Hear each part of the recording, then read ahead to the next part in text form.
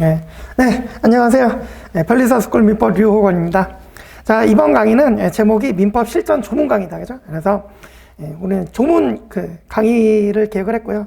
그래서 이제 강의 계획서를 먼저 한번 보실게요. 오늘 나눠드린 강의 계획서 보시면, 자, 첫째 줄, 우리 민법을 이해하면서 있어서 조문이 가장 기본이잖아요. 근데 의외로 수험생들이 조문에 취약해요. 그리고 실제 시험에서도 조문 문제에서 합격과 불합격이 결정되는 경우가 많습니다. 그죠? 그래서 기본 판례 문제 같은 건 잘 맞추는데, 나와보면은 의외로 조문 문제 막 여러 개 틀려갖고 막 떨어지고 이런 경우 많단 말이에요. 그죠? 그래서 이러한 점을 고려해서 딱 이 시점 딱 좋잖아요. 그죠? 우리 지금 몇 개월 남았죠? 한 3, 4개월 남았나요? 그죠?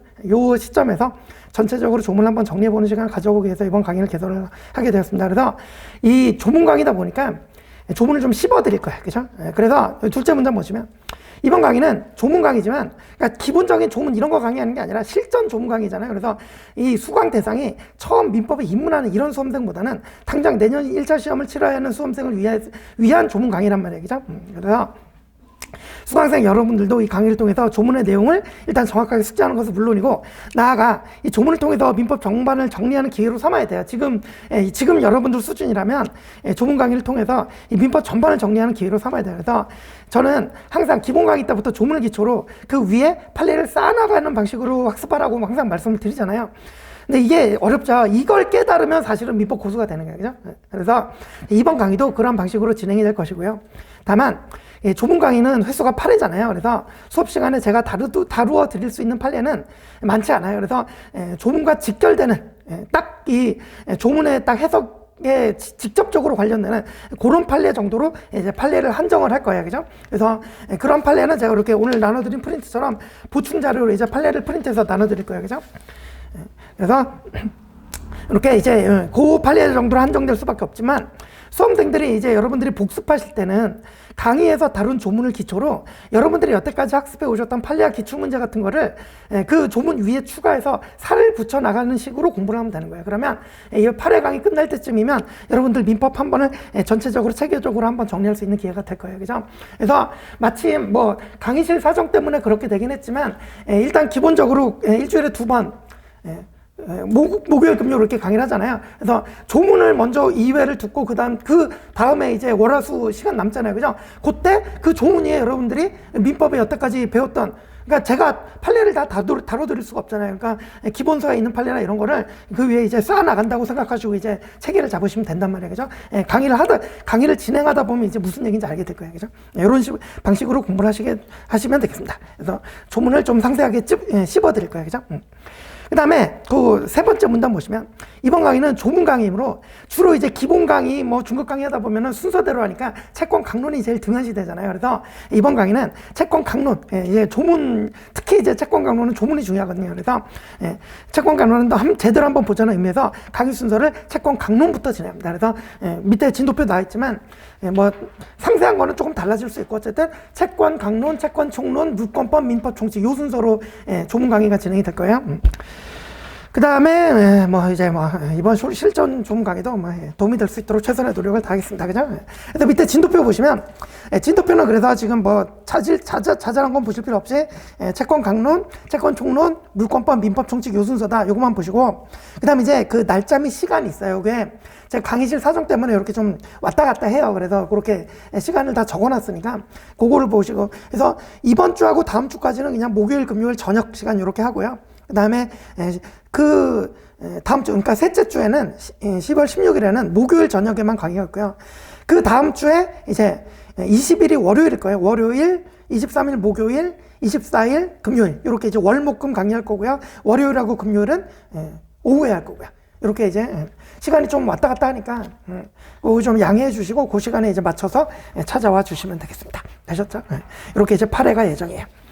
자, 그러면 이제 본격적으로 이제 강의를 한번 시작해 보도록 하겠습니다.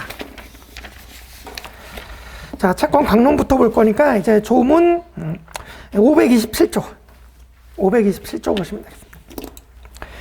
자, 그래서 그 제2장 계약법이죠. 그래서 제1절 총칙, 계약 총칙이죠. 그죠? 제1관 계약의 성립이다. 527조, 계약의 청약의 구속력. 계약의 청약은 이를 철회하지 못한다. 맞죠? 계약의 청약도 의사표시니까 도달한 이후에는 철회할 수 없습니다. 그죠? 의사표시 기본 이론이긴 하지만 다시 조문이 하나 또 정해놨죠. 그죠? 또 명시적으로 규정을 해놨고. 그 다음에 이제 528조. 자, 승낙 기간을 정한 계약의 청약이다. 1항.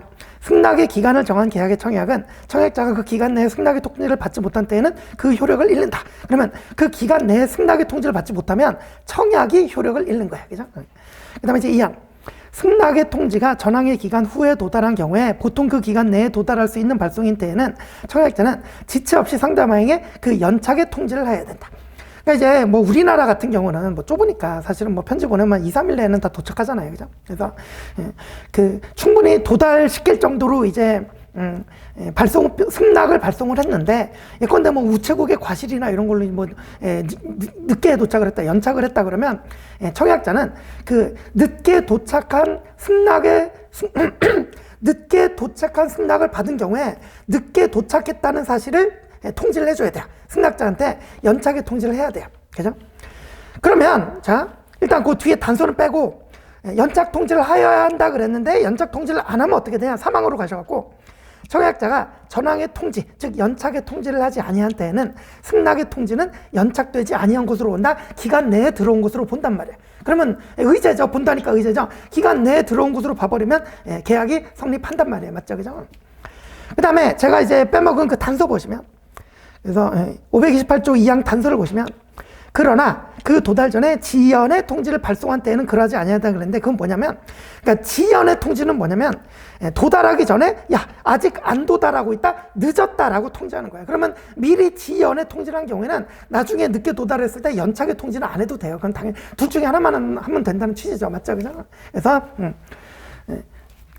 청약자가 기다리고 있는데 아직 그러니까 승낙을 발송했다고는 하는데 아직 도달을 안 하고 있다 그러면 일단 지연의 통지를 먼저 한 경우에는 그죠? 야 아직 도달 안 하고 있다 지연의 통지를 하면은 나중에 연착의 통지는 안 해도 된단 말이에요. 근데 지연의 통지를 안 했다 그러면 나중에 연착하면 늦게 받으면 그럼 연착의 통지를 해야죠. 그래서 둘 중에 하나도 안 하면 그럼 이제 사망으로 가가지고 연착되지 아니한 것으로 본단 말이에요. 기간 내에 도달한 것으로 본단 말이에요. 되셨죠? 그죠? 자, 그 다음에 이제 529조 가시면 528조가 승낙 기간을 정해놓은 거고 529조는 승낙 기간을 정하지 아니한 계약의 청약인데요. 다 똑같고 상당한 기간 그것만 달라지는 거예요. 그러니까 승낙 기간을 정해놓으면 정해놓은 기간이 이제 기준이 되는데 승낙 기간을 정하지 아니하면 상당한 기간이 기준이 돼요. 그래서 승낙의 기간을 정하지 아니한 계약의 청약은 청약자가 상당한 기간 내에 승낙의 통지를 받지 못한 때에는 그 효력을 잃는다. 그래서 그 정해진 기간이냐 상당한 기간이냐 그거 빼고 똑같습니다. 자, 그 다음에 이제 530조 가시면 연착된 승낙의 효력이죠. 전 2조의 경우에 연착된 승낙은 청약자가 이를 새 청약으로 볼 수 있다. 그러면 그러니까 이런 거잖아요. 우리 기본적인 것이 갑이 청약을 발송을 했다. 근데 이 을도 이제 승낙을 발송을 했다. 근데 이게 기간 내에 도달이 안 됐다. 그러면 이 청약이 뭐가 돼요? 실효가 되죠. 그죠? 이게 기간 내에 승낙이 도달 안 하면 이 청약이 실효가 되잖아요. 그러면 이게 청약이 없어져 버렸으니까 이거 계약 성립 안 되잖아요. 근데 우리 조금 전에 530조에서 봤듯이 이때는 이 연착된 승낙을 다시 새로운 청약으로 온다. 그러면 이때 갑이 이 을의 청약에 대해서 다시 승낙을 하면 그때 이제 요때 계약이 성립이 되겠죠. 그죠? 기본이죠. 그죠? 요게 이제 530조다. 네, 됐고요. 이제 531조 가시면 자, 격지자 간의 계약 성립식이다. 요거는 이제 의사표시가 원래 도달주의 원칙인데 우리 발신주의 예외를 취하는 게 한 5가지 정도 되잖아요. 암기 다 하고 계시죠, 그죠?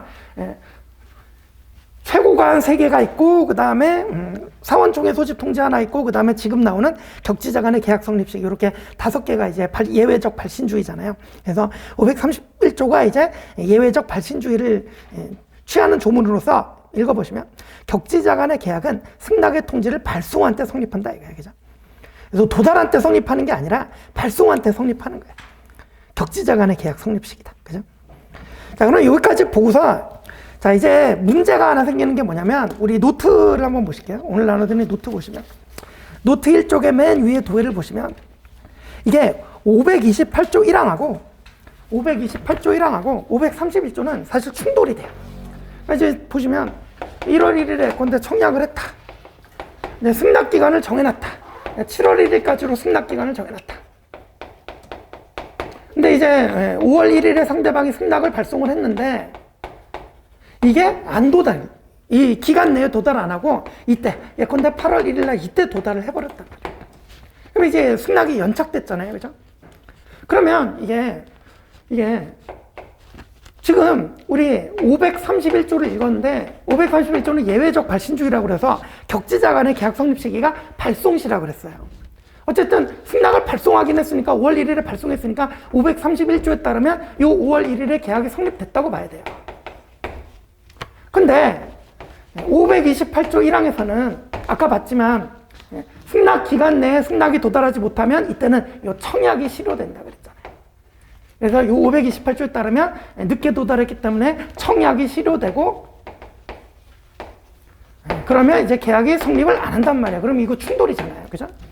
그래서 이게 뭐 직접적으로 시험 문제 나올 건 아니지만 여러분들이 조문 읽다 보면 헷갈린단 말이에요. 그죠? 그래서 531조 따르면 이때 계약이 성립된 것으로 보는데 528조 1항에 따르면 청약이 실효되니까 성립 안 된 걸로 봐야 된다. 그죠? 충돌이 생긴다.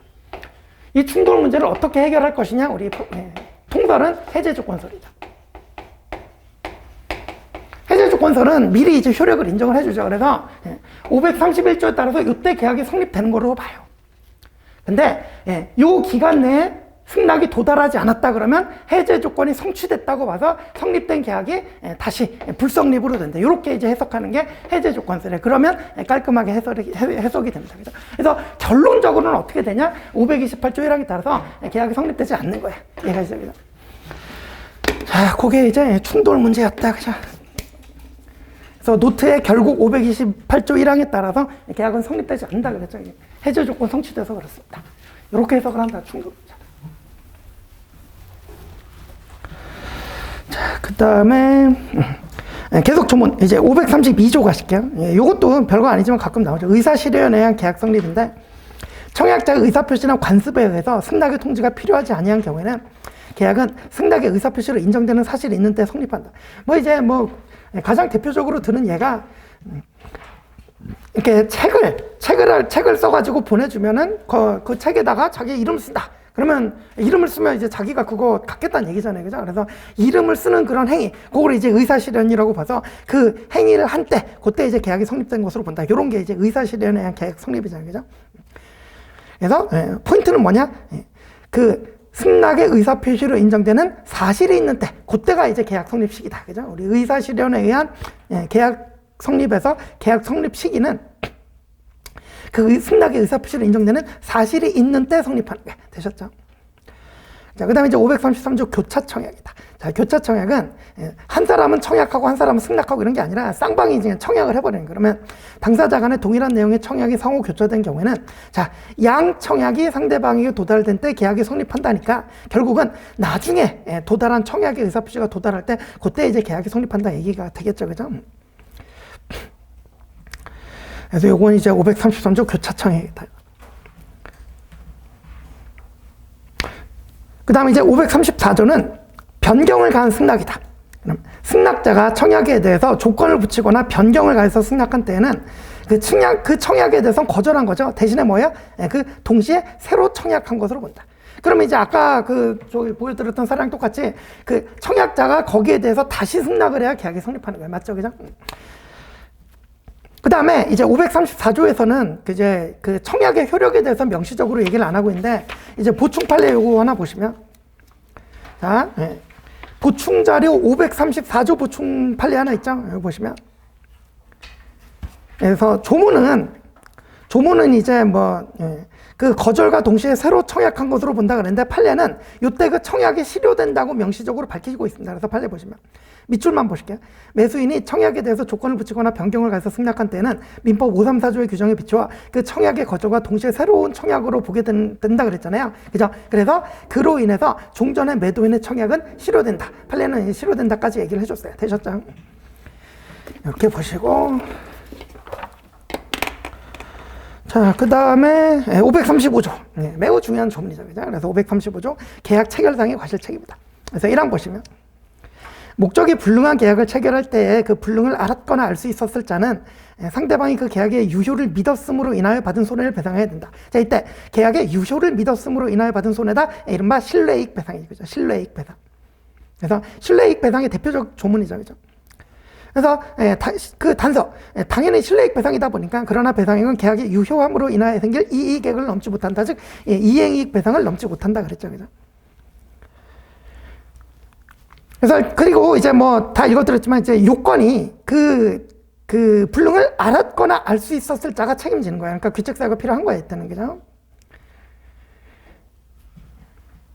그래서 예컨대 이런 거죠. 갑이 을에게 이 X 건물을 매매를 했는데 이 매매, 그러니까 중요한 거 이거는 이제 535조가 적용되려면 원시적 불능이어야 되잖아요. 그래서 매매 계약 당시에 이미 이 건물은 멸실된 거예요. 계약 당시부터 이미 멸실돼 있었어요. 그죠? 그런데 갑이 이 건물의 멸실 사실을 뻔히 알았거나 아니면 알 수 있었음에도 불구하고 매매 계약을 체결했단 말이에요. 이해가시죠? 그죠? 그럼 을은 예컨대 이게 뭐 생전 처음 내 집 마련한 거다 그러면 아 드디어 내가 내 집을 마련했구나 이런 신뢰이익이라는 게 생기잖아요. 그런데 신뢰이익 손해가 생긴단 말이에요. 그죠? 그래서 이렇게 갑이 이 X 건물의 멸실 사실을 알았거나 알 수 있었을 때에는 이렇게 을이 갑을 상대로 535조의 책임을 물을 수가 있단 말이에요. 자, 그 다음에 이제 1항은 여기까지인데 이제 2항 보시면 2항 더 중요하죠. 그죠? 2항. 전항의 규정은 상대방이 그 불능을 알았거나 알 수 있었을 경우에는 적용하지 않는다. 이때 자, 그래서 을도 이 건물이 이미 멸실되었다는 것을 알았거나 알 수 있었다 그러면 그때는 535조 책임 못 물어요. 이해가시죠? 그죠? 2항 자주 나오죠. 그죠? 그래서 을이 이미 이 건물이 보호 가치가 없잖아요, 이 사람은. 그죠? 이미 건물이 계약 당시 건물이 멸실되었으면 이미 알았거나 알 수 있었을 자는 535조 책임 못 문다. 그래서 자, 535조 2항은 여러분들이 135조 2항하고 함께 기억을 하셔야 돼요. 우리 135조 2항 한번 가보시면 135조는 이제 무권대리인 책임이에요. 무권대리인 책임인데 135조도 2항을 한번 보시면 그러니까 이제 135조 1항 책임은 여러분 다 아시잖아요. 나중에 또 볼 거고. 근데 우리 이제 2항 보시면 대리인으로서 계약을 맺은 자에게 대리권이 없다는 사실을 상대방이 알았거나 알 수 있었을 때 또는 대리인으로서 계약을 맺은 사람이 제한 능력자일 때는 제1항을 적용하지 아니한다. 즉 135조 책임을 안 진단 말이에요. 그래서 제가 요거 설명할 때 항상 같이 말씀드리는 거죠. 135조 2항하고 535조 2항이다. 예, 여기 반대편에 있는 게 이제 채무불이행이나 불법행위예요.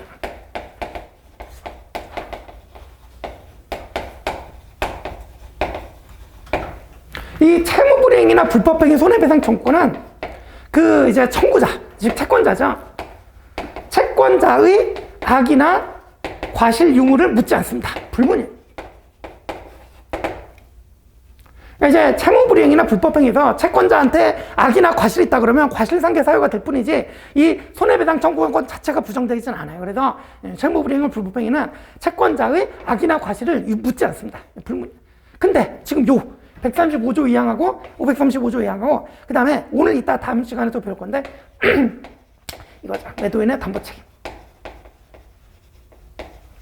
요 세 가지의 경우에는 이 채권자의 악이나 과실 여부를 따진단 말이에요. 그래서 135조 2항, 535조 2항 그래서 무권 대리인은 상대방이 135조 책임 물을 때 하고 이렇게 535조에서 계약 체결상 과실 책임 상대방이 물을 때 그때 채권자인 상대방이 이미 불능인 사실을 알았거나 알 수 있었으면 이거 535조 책임 못 묻는단 말이에요. 그래서 무권대리 135조 책임도 그렇고 계약 체결상 과실 책임도 그렇고 매도인의 담보 책임도 이건 나중에 보겠지만 매우 복잡하죠. 근데 어쨌든 악이나 과실 여부 따진다. 그죠? 그래서 따지는 거 요거 세 가지 되셨죠?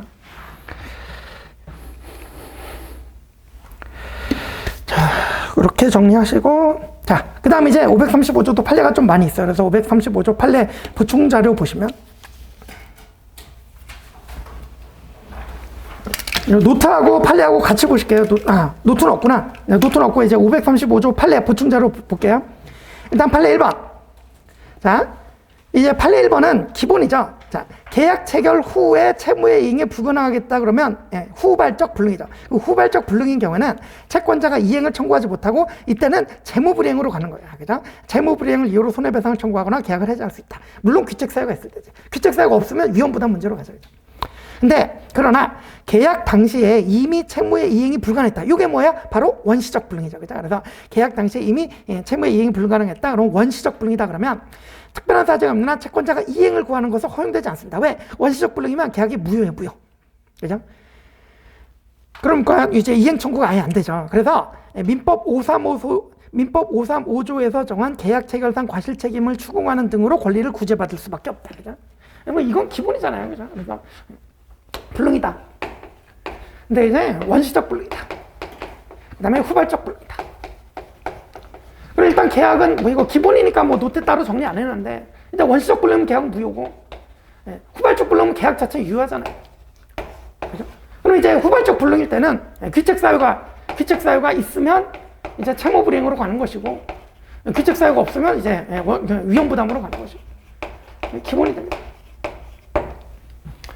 그리고 이제 원시적 불능으로 이제 무효가 되면은 그때는 이행 청구가 안 되니까 이때는 진짜 말 그대로 요거밖에 못 한다.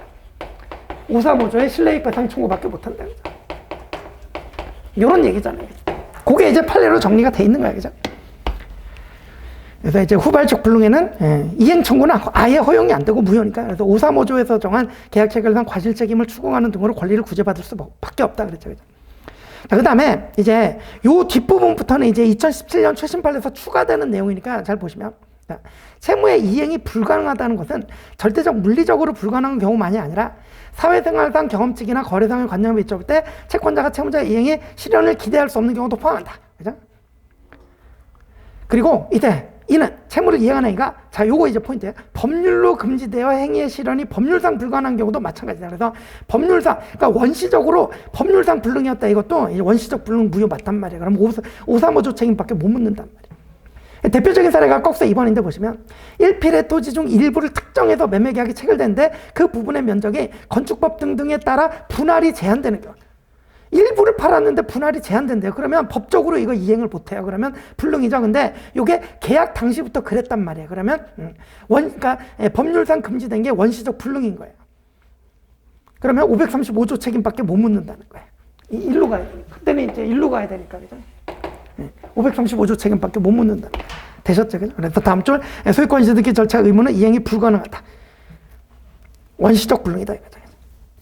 계약 당시부터 이제 법률적으로 이렇게 불능이었다면, 그죠? 맞죠? 되셨다.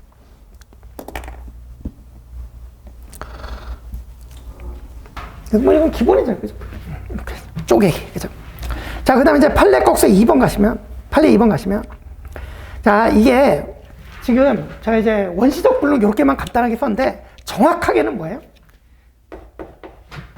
정확하게는 원시적 객관적 불능이죠.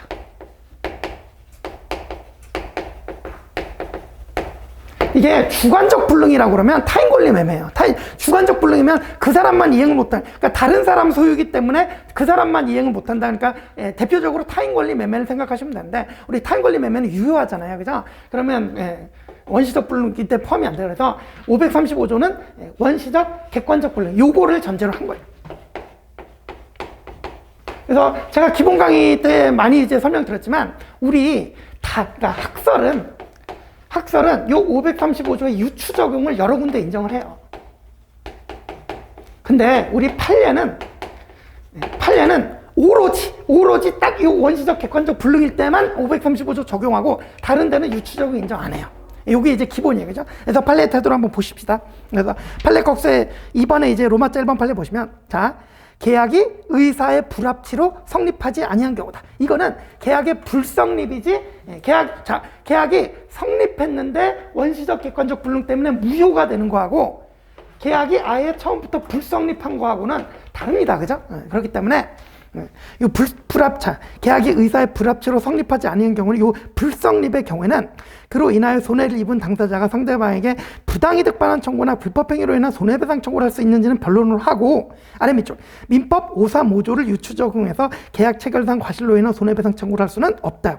이것도 이제 2017년 판례 비교적 최신 판례에 속하는 거야. 그죠? 그래서 암기. 그죠? 그래서 불성립의 경우에는 의사의 불합치로 불성립이다 그러면 535조 책임 못 묻습니다. 판례는 엄격해요. 오로지 원시적 객관적 불능일 때 무로 이제 계약이 무효가 될 때만 판례는 요 535조 적용.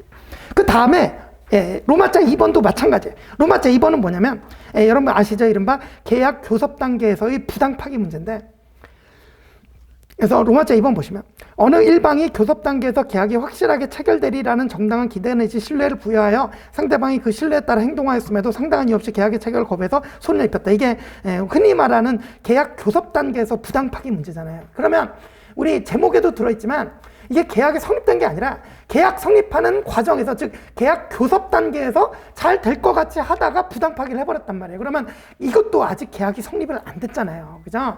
이해가시죠? 그러다 보니까 이것도 아직 계약 성립 전이기 때문에 원시적 객관적 불능으로 무효가 되는 경우가 아니란 말이에요. 그러니까 이때도 마찬가지로 우리 판례는 535조 적용 안 해줍니다. 그죠? 그래서 판례는 바로 뭘로 가요? 그냥 불법행위로 하죠. 그래서 이렇게 상당한 이유 없이 계약 체결을 거부해서 손을 입혔다면 아래줄 불법행위를 구성한다. 그래서 우리 판례는 불법행위로 취급한단 말이에요. 우리 방금 봤던 로마자 1번에서도 그 둘째 줄에 상대방에게 부당이득 받는 청구 또는 불법행위로 손해배상 청구를 할 수 있는지 변론으로 하고 그랬잖아요. 불법행위 손해배상 청구는 가능할 수가 있는 거예요. 그죠? 근데 어쨌든 535조 책임은 물을 수가 없다. 그죠? 자, 그 다음에 이제 로마자 3번. 이것도 이제 중요한 것인데, 이 로마자 3번은 계약의 이제 착오 취소 사례죠. 우리 착오 취소하면 계약이 이제 착오 취소로 인해서 계약이 무효가 되긴 하는데, 그래서 세 번째 판례는 착오 취소 판례인데,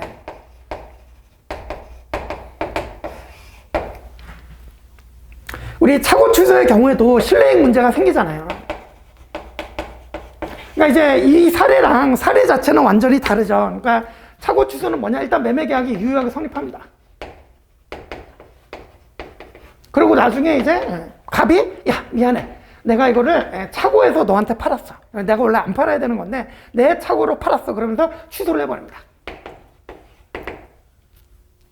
그러면 을의 입장에서는 똑같이 을이 이제 생전 처음으로 내 집 마련했다 생각을 해보세요. 그럼 야 드디어 이제 내 생전 처음 내 집 마련해서 나도 이제 집이 생겼구나. 그래서 신뢰익을 가지고 있는데 갑자기 갑이 야 미안하다 내가 취소한다. 그러면 을의 신뢰익 손해 생깁니다. 이해가시죠? 그죠? 그래서 우리 학설은 요 경우에도 신뢰익 배상이 문제된다는 게 똑같기 때문에 535조를 유추 적용하자고 그러는데 판례는 뭐라고요? 인정 안 한대. 이거는 원시적 객관적 불능이 아니잖아요. 그죠? 그래서 이때도 판례는 535조 유추 적용 인정 안 합니다. 그죠? 그러면 유추 적용 인정 안 하니까 이제 불법행위로 가는데 중요한 거. 이때는 불법행위도 인정 안 하자. 그죠? 불법행위도 인정 안 하자. 왜? 자, 불법행위를 인정하려면 위법성이 있어야 되는데 착오 취소는 우리 민법 109조가 명문으로 인정을 하고 있단 말이에요. 그죠? 그래서 109조에 따라 취소하는 거니까 이거는 위법성이 없다. 그래서 이때는 불법행위도 안 된다. 되셨죠? 그래서 정리하면 로마자 1번하고 로마자 2번은 아직 그러니까 계약이 의사의 불합치로 성립하지 않은 경우든 아니면 교섭 단계에서 부당 파기돼서 아직 성립하지 않은 등 이렇게 계약이 성립하지 않은 사례들이기 때문에 535조가 적용되지 않고요. 그래서 판례는 불법행위 쪽으로 간다. 그죠? 그래서 불법행위는 가능하다. 이렇게 얘기를 하고 있는데, 우리 로마자 3번의 그 착오 취소 판례는 이때는 535조도 안 되고, 535조 안 된다는 뭐 얘기도 없어요. 그죠? 535조는 적용 이슈 안 하고, 불법행위는 문의해 볼 수는 있는데, 결국은 불법행위도 위법성이 없어서 불법행위도 안 됐다 그랬다. 그죠? 되셨죠?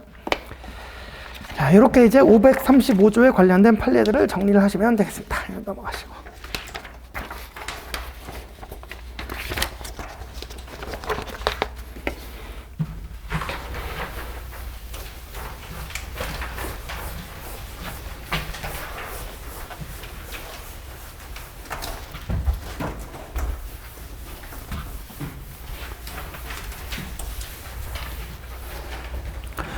자, 근데 이제 536조 가시면, 동시감여권이죠. 1항. 쌍무계약의 당사자 1방은 상대방이 그 채무 이행을 제공할 때까지 자기 채무의 이행을 거절할 수 있다. 뭐 다 아시는 조문이죠. 동시감여권. 근데 단서 있죠. 그러나 상대방의 채무가 변제기에 있지 아니할 때는 그러하지 아니한다 그랬는데, 그 단서 옆에다가 선 이행 의무 이렇게 써놓으세요. 그러니까 자기 의무는 이행기가 됐는데 상대방의 채무는 변제기에 있지 않다 그러면 자기 채무만 먼저 변제기 도래한 거잖아요. 그러니까 단서가 바로 이제 선 이행 의무를 지는 경우를 규정을 해놓은 거예요. 그러니까 쌍무계약의 경우에는 원칙적으로 동시함벽권이 있는데 선이행 의무를 부담하는 경우, 단서, 선이행 의무를 부담하는 경우에는 그러하지 아니하다 먼저 이행해야 된다. 당연한 거예요. 그죠? 그래서 단서가 선이행 의무를 말하고 있다. 우리 대표적으로 이제 물론 다른 경우가 있지만 대표적으로 우리 부동산 매매 같은 거 보면은 처음에 계약금 주고 중도금 주고 나중에 이제 잔금 주고 이럴 때 이제 주로 소유권 이전 등기를 잔금하고 이렇게 이제 동시관계로 묶어놓는 경우가 많잖아요. 그죠? 경우에 따라서는 중도금을 제일 크게 잡고 중도금이랑 이렇게 동시관계로 묶어줄 수도 있어요. 그런 예외적인 사례도 있는데 통상적으로는 이렇게 잔금과 묶어준다. 그러면 이때 바로 이 중도금 이행 의무가 선이행 의무가 됩니다. 이렇게 이게 매매라고 치면 매매 쌍모계약이잖아요. 쌍모계약인데 그래서 매매계약, 쌍모계약, 대금 지금은 원칙적으로 동시한명권이 있어야 되는데 이렇게 중도금 같이 이제 선이행 의무, 먼저 이행해야 될 선이행 의무가 있을 때는 그러지 않아야 돼. 그게 이제 단서 규정입니다. 그래서 1항 정리하면 쌍모계약의 경우 원칙적으로 동시한명권이 있는데 단서 선이행 의무를 부담하는 경우에는 그러지 않다. 그다음에 이제 2항. 자, 그러면 이제 이렇게 이제 선이행 의무를 부담하는 경우가 있잖아요. 그러면 이제 그러하지 않다 그러는데 여기는 이제 예외가 중요한 게 두 가지가 있죠. 요 예외 첫 번째가 이제 불안의 항변권이다. 요게 바로 이제 536조 2항이죠. 2항 읽어보시면. 당사자 1방이 상대방에게 먼저 이행해야 될 경우에, 즉 선이행 의무를 부담하는 경우에 상대방의 이행이 곤란한 현저한 사유가 있다면 그때는 또 전항 본문과 같다 항변권이 생긴다 이거야. 요걸 불안의 항변권이라고 그러죠.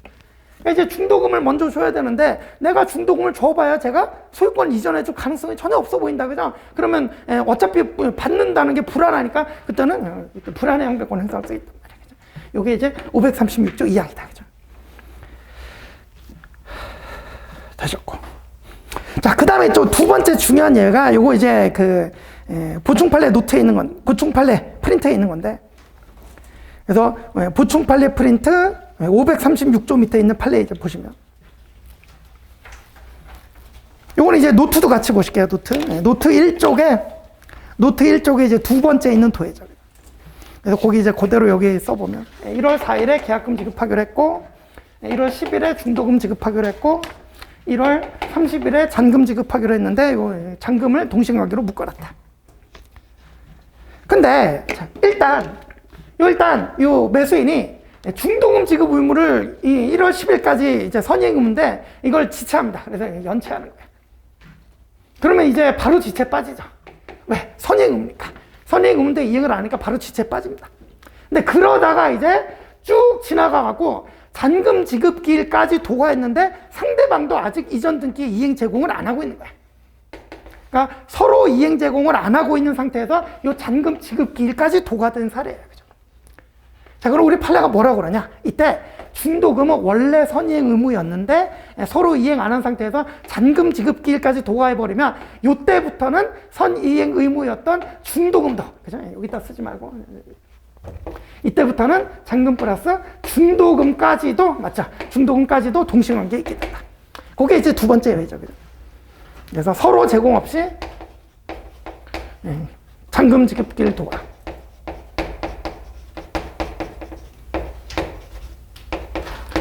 그럼 이때부터는 선이행 의무였던 중도금도 동시관계 된단 말이에요. 그래서 이렇게 선이행 의무일 때 이렇게 항변권이 생기는 두 가지예요.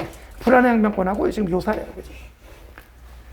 그 다음에 이 요 사례는 여기서 끝나면 안 되고 중요한 포인트가 하나 있죠. 근데 어쨌든 중도금 지급기일이 지나자마자 지체가 되니까 이때부터 뭐가 발생해요? 지연손해금이 발생하잖아요. 그래서 지연손해금이 발생하는데 자, 이 이후로는 지연손해금 발생해야 안 해요? 안 하지. 왜? 이때부터는 중도금이 동시관계 들어간다 그랬잖아요. 그래서 상대방 제공이 있지 않는 이상에는 이때부터는 지연손해배상금 안 집니다. 그래서 자, 이때 지연손해금이 생기는 범위는 요 중도금 지급기일부터 잔금 지급기일까지. 요때 요만큼 이제 지연손해금이 생깁니다.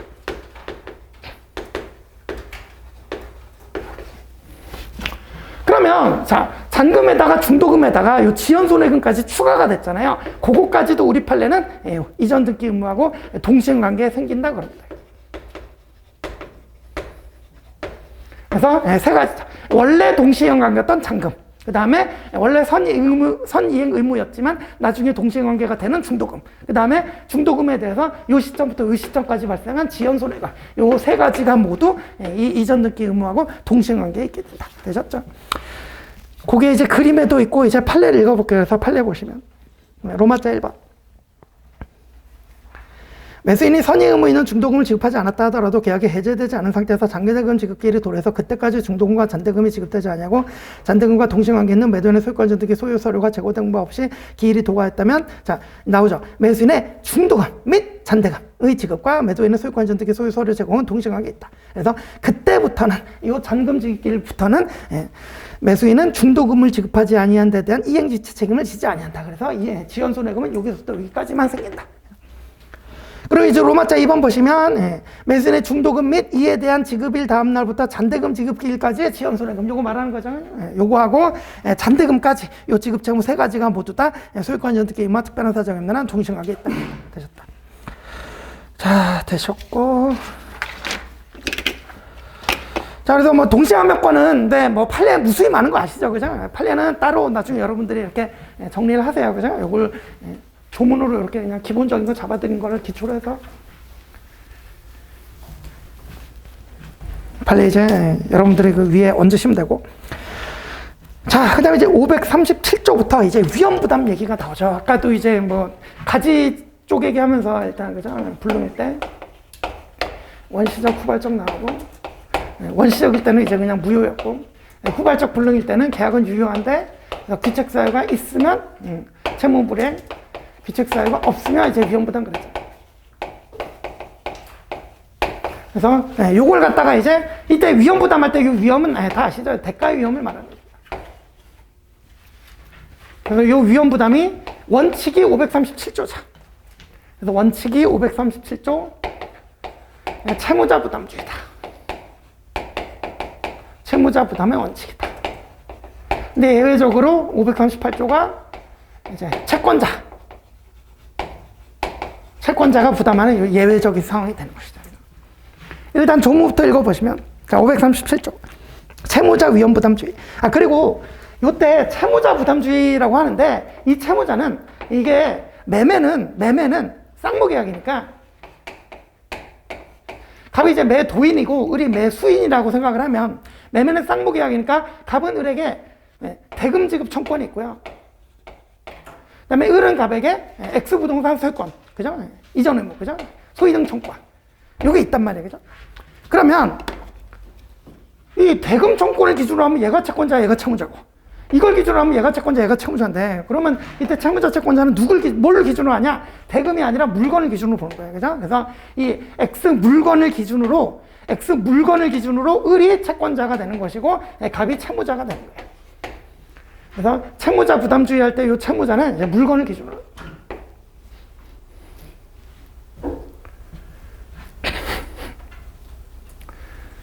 그래서 채무자 부담 원칙이 뭐냐, 이제 조문을 읽어보시면. 쌍무계약의 당사자 1방의 채무가 당사자 쌍방의 책임 없는 사유로 귀책사유가 없어야죠. 이행할 수 없게 된 때에는 채무자는 상대방의 이행을 청구하지 못한다. 그러니까 대표적인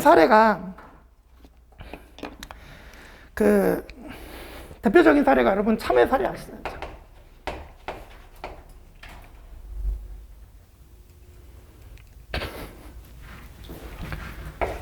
그래서 갑이 을한테 참외를 팔았는데 이제 참외가 이제 종료 채무잖아요. 그러다 보니까 이제 지참채무 원칙이에요. 그래서 을의 주소지에 가서 제공을 해야 되는데, 자, 이게 중요한 포인트가 이거죠. 자, 갑이 을에게 가져가던 중 참외가 갑의 과실 없이 참외가 가져가던 중 다 멸실이 됐다. 깨져버렸다. 그죠? 자, 그러면 이때 가져가던 중이니까 아직 뭐가 안 됐어요? 특정이 안 됐죠. 아직 종료물인데 아직 특정이 안 됐다. 그러면 이제 무슨 의무집니까? 조달 의무집니다. 맞죠? 그죠? 이걸 기본적으로 전체적으로 보여드리는 거예요. 그래서 가져가던 중 멸실이 돼버리면 아직 특정이 안 됐기 때문에 갑은 을에게 나중에 동종의 동질 동량의 참외를 다시 갖다 줘야 돼. 조달 의무가 있다. 그래서 물건의 위험이 여전히 갑에게 있습니다. 그죠? 그러니까 이제 물건을 줘야 돼, 어쨌든. 조달 의무가 있다. 근데 갑이 을에게 가져갔더니 을이 안 받았어요. 근데 수령지체다. 그래서 돌아오던 중, 요게 이제 차이죠. 돌아오던 중이면, 자, 을의 주소지에 가서 제공을 했으니까 이젠 특정이 돼버렸습니다. 특정물이죠. 근데 특정물이 멸실됐으니까 이제 조달 의무는 없어집니다. 조달 의무가 없어요. 그러니까 갑은 을에게 더 이상 참회를 이행해 줄 필요가 없어요. 그죠? 돌아오던 중 그랬다 그러면 특정된 이후니까 조달 의무가 없어요. 그러면 갑은 을에게 더 이상 참회를 줄 필요가 없어요. 그죠? 그래서 물건은 이행을 안 해도 됩니다. 안 해도 돼요. 그냥 안 해도 돼요. 요때 제가 이거 대가 위험이라고 그랬죠. 대가 위험. 즉 요때 갑이 을에게 참회는 안 줘도 되는데 참회 대금은 받을 수 있냐. 요게 이제 위험 부담의 문제예요. 그죠? 대금 청구가 가능하냐. 요게 이제 위험 부담입니다. 그러면 이제 채무자 부담 원칙에 따르면 537조는 뭐라고 그랬어요? 대가의 위험은 채무자가 부담하는 게, 대가의 위험에서 채무자는 갑이라고 그랬죠. 그죠? 얘가 채권자, 얘가 채무자라고 그랬죠. 그래서 갑은 참회를 안 줘도 되는 대신에, 참회를 이행을 안 해도 되는 대신에 대금도 못 받습니다. 이게 537조죠. 그게 이제 537조 상대방이 이행을 청구하지 못한다 이렇게 되니까. 그래서 대금을 못 받는다. 이게. 대가를 못 받는다. 537조 채무자 부담 원칙. 그런데 자, 우리 538조로 가시면 이제 읽어볼게요. 1항. 쌍모계약 당사자 일방의 채무가 채권자의 책임 있는 사유로 이행할 수 없게 된 때에는 채무자는 상대방의 이행을 청구할 수 있다. 그러니까 이게 참회가 멸실이 됐는데 을의 귀책 사유로 참회가 멸실이 된 거예요. 이때는 더 이상 참회는 이행 안 해도 되는데 대금은 받을 수 있어요. 그게 이제 538조 채권자 부담의 예외가 됩니다. 맞죠, 그죠? 첫 번째가 이제 을의 과실로 귀책 사유로 참회 깨졌을 때, 그죠? 그 다음에 그 뒤에 가보시면 이문 있잖아요. 이문 보시면 채권자의 수령 지체 중에 당사자 쌍방의 책임 없는 사유로 이행할 수 없게 된 때에도 같다, 그죠?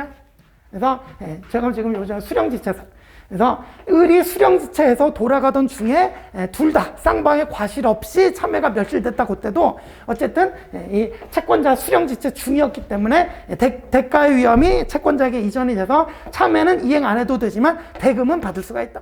그게 이제 538조 되셨죠, 그죠? 요 사례를 기본으로 이제 생각을 해주시면 되겠습니다. 이렇게 보시고.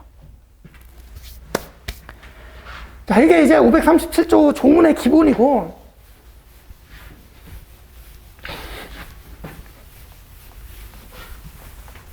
근데 이제 각각의 경우에 또 이제 포인트가 되는 판례들이 또 몇 개씩 있죠. 그죠? 그래서 보시면. 이때 이제 위험 부담 가는데, 이제 537이 채무자 부담 원칙이다.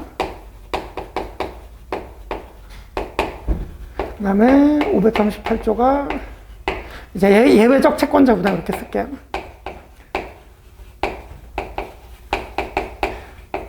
그래서 예외적 채권자 부담이 이게 첫 번째 뭐예요? 아예 채권자 과실이다. 그 다음에 두 번째가 수령 지체 중 쌍방 부과실이다. 그죠?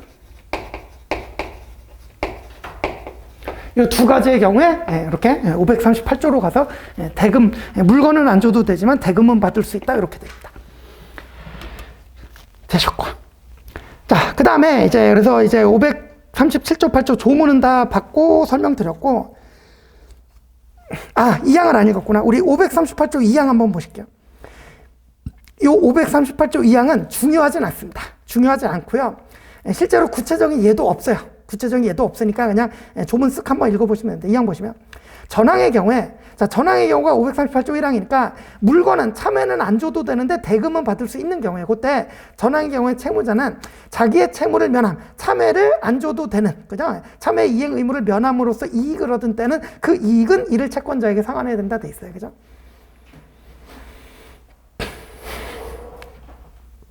그래서 2항은 잘 나오진 않는데, 이런 조문은 있다. 그죠?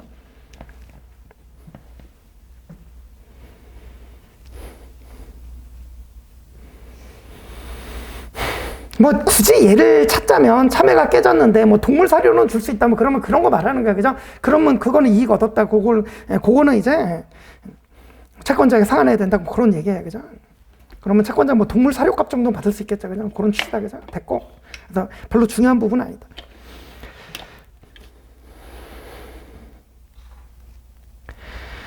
자, 그 다음에 이제 판례를 보실게요. 자, 537조 밑에 있는 보충 판례 있잖아요. 그거 보시면. 그래서 537조가 적용돼서 채무자 부담 원칙이 되는 경우를 이제 한번 보시겠습니다. 요거는 이제 노트 1쪽에 세 번째 도해가 있는데, 아까 그렸던 매매계약 이렇게 생각해 보시면, 그래서 이제 예컨대 X 토지 매매계약이었는데 갑은 을에게 미리 인도를 해줬고요. 그 다음에 을은 미리 갑에게 계약금 같은 거 지급한 게 있어요. 예컨대 계약금 지급한 게 있다, 그죠? 그러면 이게 이렇게 후발적 불능이고 귀책 사유가 없어서 위험 부담으로 가서 537조 채무자 부담 원칙으로 가고, 이렇게 되면 갑은 물건을 이행 안 해도 되잖아요. 물건 이행 안 해도 되고 을로부터 대가도 못 받잖아요. 그게 537조 채무자 부담 원칙이잖아요. 그래서 갑은 물건도 안 줘도 되고 대금도 못 받는다잖아요. 그러면 안 주고 안 받으면 되는데 지금 둘 다 인도해주고 계약금 받았단 말이에요. 그죠? 그럼 서로 돌려줘야 되잖아요. 무슨 문제? 부당이득 반환 문제 생깁니다. 그래서 서로 간에 부당이득 반환 청구가 생깁니다. 그게 이제 537조 밑에 있는 판례. 그래서 꺽쇠 1번 보시면 민법 537조는 채무자 위험 부담주의를 채택하고 있는 바 아래 밑줄 채무자는 급부 의무를 면함과 아울러 더불어 반대급부도 청구하지 못한다. 그러니까 참외를 안 줘도 되고 대신 참외값도 못 받는다 그랬잖아요. 그죠? 그러면 쌍방 급부가 없었던 경우에는 그냥 계약관계 소멸하고 끝나면 되는데 이미 이행한 급부가 있다 그러면 법률상 원인 없는 급부가 되어 부당이득 법리에 따라 반환 청구할 수 있단 말이에요. 그래서 537조 사례가 나오면 이거는 부당이득까지 연결이 돼야 돼. 그 다음에 이제 꺽쇠 2번 보시면 매매 목적물이 경매 절차에서 매각됨으로써 당사자 쌍방 귀책 사유 없이 이행불능에 이르러 매매계약이 종료된 사안. 자, 이때 판례는 이 매매계약이 종료됐다는 표현을 썼어요.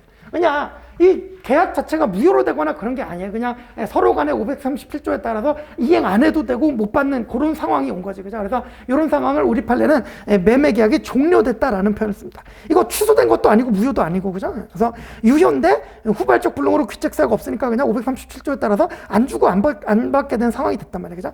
이거를 매매계약이 종료된 사안이라는 표현을 쓰면서 뒤에 위험 부담의 법리에 따라 매도인은 이미 지급받은 계약금을 반환해야 되고 매수인은, 자, 중요하죠. 이게 중요해요. 목적물을 점유 사용함으로써 취득한 임료 상당의 부당이득을 반환하는 의무가 있다. 그래서 이미 지급받은 계약금 반환하는 건 당연한데, 그죠? 이때 갑이 을에게 인도했다고 그랬잖아요. 근데 인도했는데 을이 사용 수익한 거야. 그러면 이 사용 수익 이익까지 이걸 통칭해서 사용 이익이라고 부르죠. 그죠? 사용 이익. 이 사용이익이 있으면 사용이익까지 반환해라. 이게 판례 태도라. 그죠? 그래서 목적물을 점유 사용함으로 취득한 임료 상당의 부당이득까지 반환할 의무가 있다. 그죠? 요거 중요한 거예요. 그죠? 되셨죠?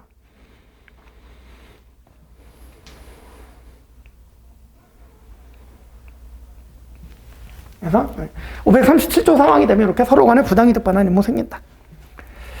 그 다음에 사용이익까지 반환하라 그랬다. 그죠? 자, 그 다음에 이제 538조 가시면, 538조 밑에 있는 보충 판례 가시면, 자, 538조는 이제 채권자 부담, 예외적으로 채권자에게 부담이 대가의 위험이 이전되는 케이스라고 그랬죠. 판례 1번 보시면 가장 대표적인 사례가 요거 사용자의 부당해고 사건이에요. 그죠? 그러면 사용자의 부당한 해고 처분이다. 그죠? 그러면 해고 처분 자체가 무효거나 이제 취소가 되잖아요. 그러면 아래 밑줄. 근로자는 근로를 제공하고 임금을 받는데 근로자는 결국 근로를 제공을 못했어요. 왜? 사용자가 부당한 해고 처분을 했으니까. 그러면 결국 물건을 이행하지 못한 거나 근로를 제공하지 못한 거나 똑같잖아요. 근데 누구 귀책 사유 때문에 채권자인 사용자 부담 그 귀책 사유 때문에 못 준 거니까 538조가 적용되는 가장 대표적인 예가 됩니다. 그래서 근로자가 그간의 근로 제공을 하지 못한 것은 사용자의 귀책 사유로 인한 것이라 할 것이니 근로자는 민법 538조 1항에 따라서 계속 근로하였더라면 받을 수 있는 임금 전부의 지급을 청구할 수 있다. 즉 근로는 제공하지 않았지만 임금은 청구할 수 있다. 이렇게 되는 거야. 538조 1항에 따라서. 되셨죠? 이게 이제 가장 대표적인 사례고. 자, 그 다음에 이제 판례 2번 중요하죠. 판례 2번. 그리고 판례 2번 여러분들이 이해 잘 못하는 판례이기도 하고. 그래서 이것도 노트 1페이지 맨 밑에 이제 뭐 제가 글씨를 좀 써놨는데.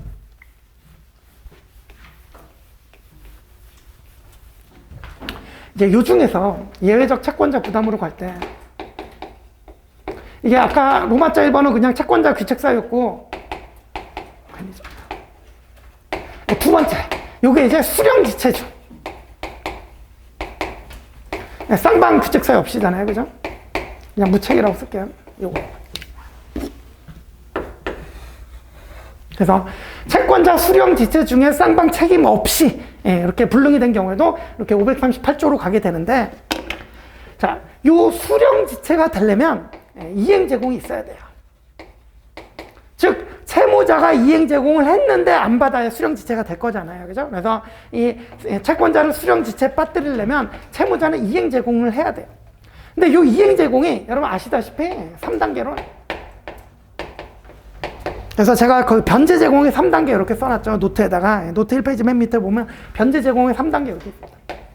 자, 1단계가 뭐예요? 당연히 현실 제공이지. 채권자 주소지에 가서 현실 제공을 해야 돼요. 근데 예외적으로 구두 제공만으로 가능한 경우가 있죠. 그 노트에 써있듯이 우리 노트로 보실게요. 노트, 채권자가 미리 변제받기를 거절하거나 채무에 이행해 채권자 행위를 요하는 경우다. 이때는 이제 구두 제공으로 충분한 거잖아요. 그래서 1단계 현실 제공, 2단계 구두 제공. 근데 판례는 더 나아가서 구두 제공조차 필요 없는 경우를 얘기를 하고 있죠. 그죠? 그게 뭐냐면 채권자가 변제를 받지 아니할 의사가 확고한 경우, 이른바 채권자의 영구적 불수령 사례예요. 이때는 우리 판례가 구두 제공조차 필요 없다 그랬어요.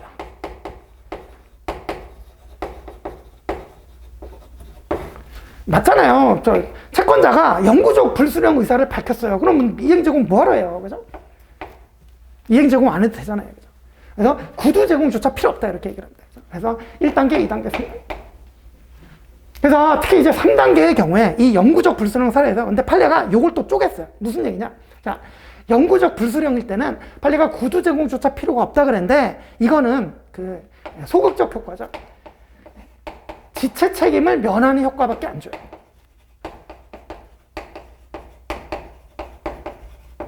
즉 쉽게 얘기해서 채권자가 영구적 불수령 의사를 밝혔다. 나는 네가 줘도 절대로 안 받겠다. 영구적 불수령 의사를 밝혔다 그러면 채무자는 구두 제공조차 필요 없어요. 그러니까 이행 제공 아예 안 해도 돼요. 그러니까 이행 제공을 아예 안 해도 구두 제공조차 안 해도 지체 책임을 지지 않아요. 왜? 채권자가 영구적 불수령 했으니까. 맞죠? 그래서 우리 판례가 영구적 불수령이라는 3단계를 인정하고 준 효과는 소극적으로 지체 책임을 면하게 해준다. 근데 이제 문제는 요건 이제 소극적 효과에 불과하잖아요. 근데 이게 구두 제공조차 안 했는데 영구적 불수령 사례에서 구두 제공조차 안 했는데 상대방 수령지차라고 해가지고 538조로 대가 위험을 이전시켜버리는 적극적 효과 있잖아요. 대가 위험 이전. 이 효과까지는 누릴 수 없다. 이게 이제 중요한 포인트죠. 그래서 정리하면 아무리 영구적 불수령 사례라도 채권자가 절대로 안 받는다고 했어도 그때는 판례가 원칙적으로는 구두 제공조차 필요 없다고 했음에도 불구하고 그때 이게 여러분 이 537조와 538조의 차이는 엄청나잖아요. 물건을 안 주고 이때는 물건을 안 주는 대신 대금도 못 받지만 538조로 가면 물건을 안 주고도 대금은 받을 수 있단 말이에요. 그죠? 요런 물건을 안 주고도 대금은 받을 수 있는 적극적 효과를 누리기 위해서는 이런 적극적 효과까지 누리기 위해서는 아무리 영구적 불수령 상태여도 현실 제공이나 최소한 구두 제공은 필요하다. 맨날 나오잖아요. 그죠? 되셨죠? 그걸 이제 노트에다 제가 그렇게 써놓은 것이고요. 그래서 노트에 화살표 밑에 보시면 구두 제공조차 필요 없다 그래요. 영구적 불수령 상태에서는 구두 제공조차 필요 없다 그랬는데 이 구두 제공조차 하지 않아도 채무 불이행 책임은 면한다 이거예요. 그런 소극적 효과는 주는데 단 538조 1항 2문에 해당해서 채권자에게 대가 위험을 이전시키려는 적극적 효과까지 누리려면 그때는 현실 제공이나 최소한 구두 제공 필요하단 말이야. 그게 이제 보충자를 오시면 538조 이제 판례 2번이죠. 그래서 읽어볼게요. 민법 400조 소정의 채권자 지체가 성립하기 위해서는 아랫줄 변제 제공이 있어야 됩니다. 근데 변제 제공은 원칙적으로는 현실 제공 1단계죠. 현실 제공. 다만 밑줄 채권자가 미리 변제받기를 거절하거나 채무의 이행에 채권자 행위를 요하는 경우에는 뭐 이른바 추심 채무자 그때는 구두 제공으로 하더라도 무방하다. 이게 2단계 구두 제공. 근데 이제 세 번째 3단계 채권자가 변제를 받지 않을 의사가 확고한 경우다. 이른바 이게 채권자의 영구적 불수령 사례죠. 이때는 구두의 제공을 한다는 것조차 무의미하므로 그러한 경우에는 구두 제공조차 필요 없다고 할 것이지만 네, 이제 그 굵은 것이죠. 구두의 제공조차 필요 없는 경우라 하더라도, 즉 영구적 불수령 사례라 하더라도 이는 그로써 채무자가 채무불이행 책임을 면한다는 소극적 효과를 주는데 불구하고 민법 538조 1항 2문 소정의 채권자 수령지체 중에 당사자 쌍방이 책임 없는 사유로 이행할 수 없게 된 때에 해당해서 적극적으로 대가의 위험을 이전하는 효과까지 주기 위해서는 현실 제공이나 최소한 구두 제공은 필요하다 이거예요. 되셨죠, 그죠? 정리되시죠? 자, 여기까지 봤으면 이제 538조까지 봤고요. 시간이 됐으니까 또 잠시 쉬시고 다음 시간부터 이제 539조부터 보도록 하겠습니다.